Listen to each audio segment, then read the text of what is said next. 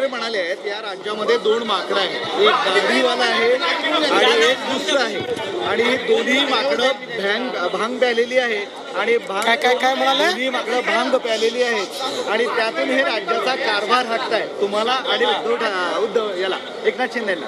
असं आहे, उद्धवजींचा बॅलन्स गेलेला आहे, त्यांना मेडिकल हेल्पची आवश्यकता आहे, त्यांनी एखाद्या चांगल्या सायकियाट्रिस्टला दाखवावं आणि त्यांनी त्या ठिकाणी मदत घ्यावी।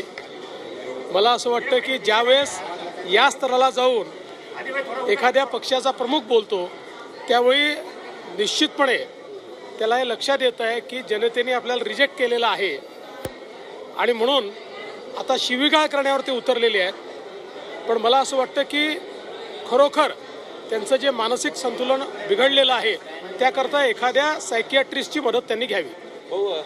संध्याकाळी अनिल देशमुख अमृत नोनी गॅस्ट्रिन अपचन ऍसिडिटी गॅस्ट्रबल ह्यापैकी तुम्हाला कुठलाही गॅस्ट्रिक प्रॉब्लेम झाला उपाय एकच अमृत नोनी गॅस्ट्रिन। असं आम्हाला कळतंय काल रात्री झाली भेट याच हॉटेलमध्ये होते, उदय सामंतांची भेट घेतली त्यांनी कबूल केलं, पण तुमच्या माझी भेट अनिल देशमुखांनी घेतलेली नाही। अजित दादा असं म्हणाले की मी सर अजित पवार असं म्हणाले संधी मिळाली असती, ते तर स्पष्टच आहे, त्यात त्यांनी जे सांगितले आहेत काय आश्चर्य आहे का? बघा शेवटी पवार साहेबांसोबत पक्ष उभा कोणी केला तो अजितदादांनी केला, पण शेवटी त्यांना बाहेर का निघावं लागलं? त्यांच्या लक्षात आलं की आपल्याला पक्ष मिळणार नाही, पक्षामध्ये आपल्याला स्थान मिळणार नाही, स्थान पवारसाहेब सुप्रियाताईंनाच देतील, त्यामुळेच ते बाहेर पडले। अजित पवार असं म्हणाले की चंद्रकांत पाटील जे बोलले होते त्याच्यावर काल बोललो मी, काल बोललो आज सकाळी ते बोललेले काल बोलले आहेत आणि काल त्याच्यावर बोललोय। शरद पवार यांच्या वक्तव्यानंतर असं म्हणत होते की शिवसेना प्रादेशिक पक्ष म्हणून काँग्रेसमध्ये विलीन होईल, पण अजित पवार असं म्हणतायत की शक्यच नाही ते, कारण मी उद्धव ठाकरेंना चांगलं ओळखतो, त्यांच्याबद्दल ते सकारात्मक बोलले अशी चर्चा सुरू आहे। असं आहे, अजितदादा उद्धवजींना किती ओळखतात मला माहिती नाही, पण मी उद्धवजींना चांगला ओळखून आहे।